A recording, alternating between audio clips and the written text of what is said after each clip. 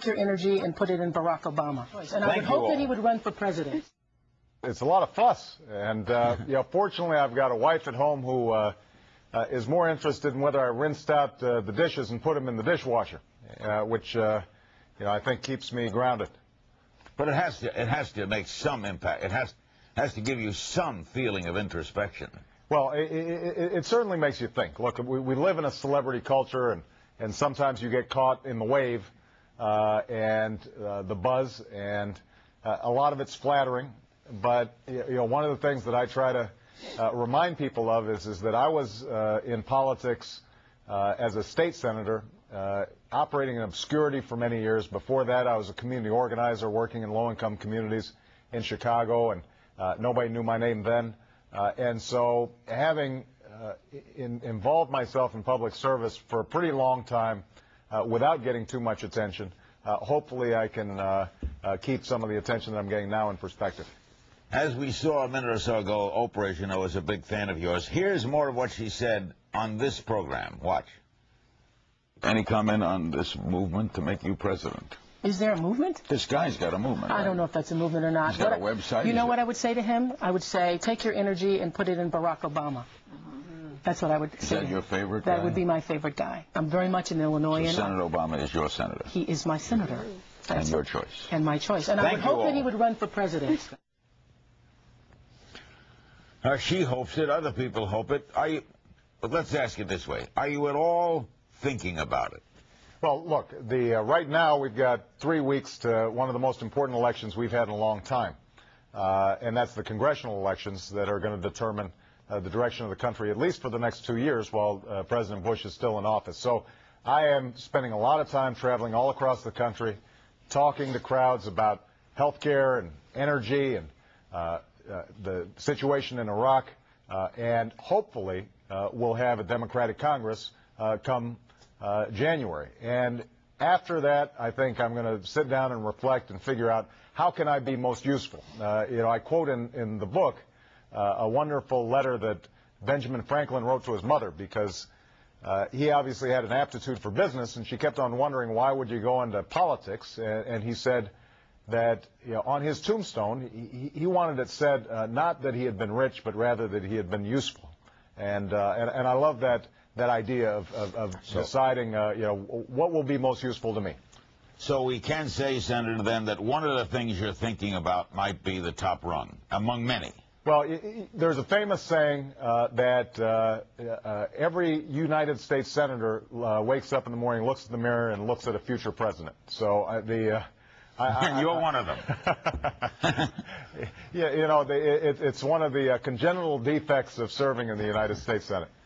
David Brooks, the conservative op-ed columnist in the New York Times, wrote a piece today asking you to run. In fact, the headline was "Run, Barack, Run." He says you should run for president for the good of the party, because of your age, because of your worldview, and while he disagrees with many of your notions, he might end up agreeing he might end up agreeing more than with one of your opponents in a White House race, but he still thinks that you should run.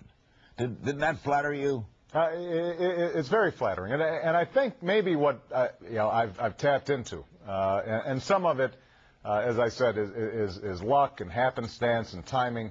But hopefully what I've tapped into, and this is what I tried to write about in The Audacity of Hope, was the idea that there are a set of common values and common ideals that we all believe in as Americans, whether we're Republican or Democrat or independents, and that if we focus on what we have in common rather than what divides us, that we can actually make progress in common sense, practical terms on some of the challenges that we faced in the country. And I think that tone is one that the country seems to be hungry for right now.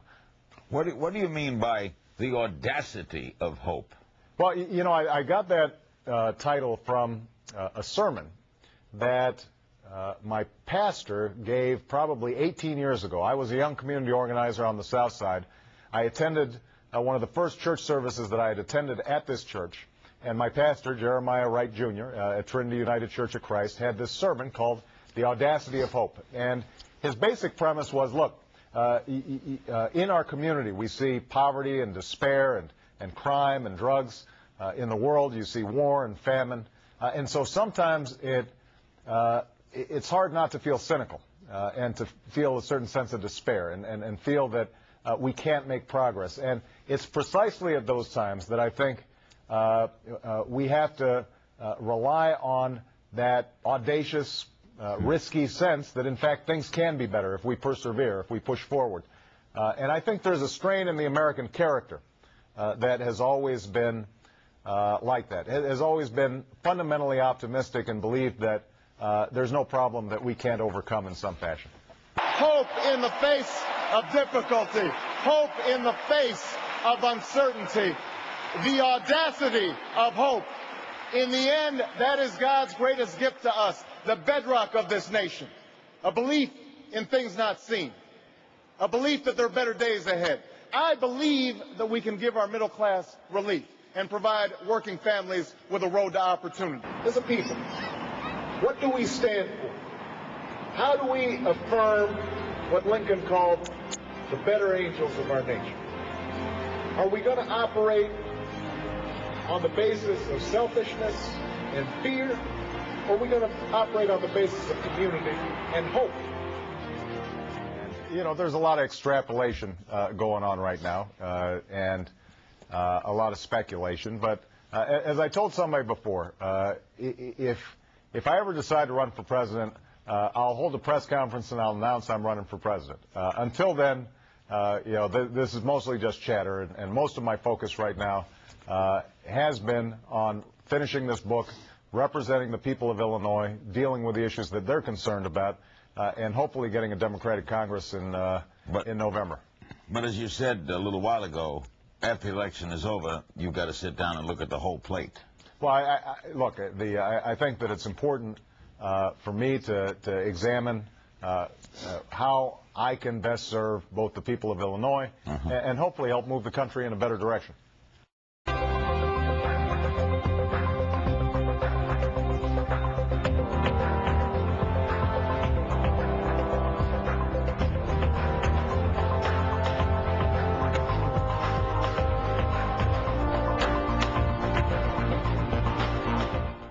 Fact is that this has been a very unproductive Congress since I've arrived there. Hopefully, though, there's no correlation between my arrival and the lack of productivity. I've been in the minority, and I haven't been able to move a lot of legislation forward because, frankly, those who have been in charge of the Senate, Bill Frist and the Republican majority, haven't been interested in the work that I've been doing. I will say that I've made some progress working on a bipartisan basis with some legislators I do respect.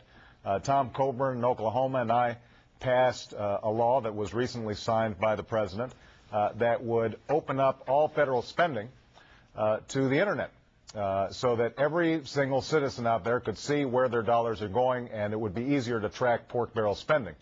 We've seen a huge increase in pork barrel spending over the last several years, and it's part of the reason that there has been such an enormous growth of the national debt.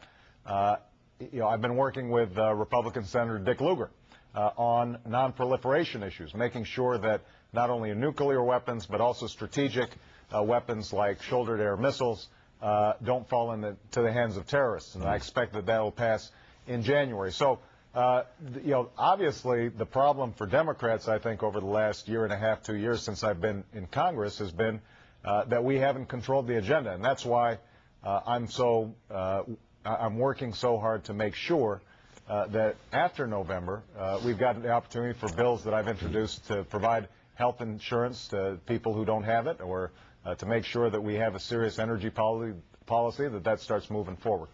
Senator, the support for the war in Iraq is now 2/3 against and 1/3 for in pretty much all the polls. Are you among the 2/3? Well, I was among the 2/3 when it was 2/3 for, right? When the country was 60% supportive of the war, I gave a speech right on the eve of me announcing for the United States Senate, saying this was a bad idea. And I essentially said that, look, I don't oppose all war. I thought that our move in Afghanistan was appropriate and justified and proportional. But we got distracted in Iraq, and we ended up I think pursuing a course that was based on faulty intelligence, fudged numbers, a shading of the truth, and we are seeing the results. So I have said repeatedly that it makes sense for us to begin a phased withdrawal of our troops. I think it is time for us to tell the Iraqis they are responsible for their country, and they've got to make a decision about how they want to live together. And I think we also have to start sending a message to the region and some of the powers there, including Iran and Syria, that it makes sense for us at this point to pull back, to make sure that they are engaged in and have a stake in creating some semblance of order there. Because right now they're just sitting back, I think, and watching us flounder, but they're not investing in any kind of way to make sure that Iraq has a decent outcome. A trip to Iowa, home of the kickoff caucuses, usually means you're dipping a toe in the presidential waters. I hope that you'll be running for president one of these times. I know. I appreciate it. Here there are T-shirts and petitions begging him to run in 08. He doesn't say yes, but he doesn't say no. Can we recruit you to run for president? Well, I don't know about all that. Tell me about it. I'm here to make sure you can recruit me to make sure that we get more Democrats in office in 06.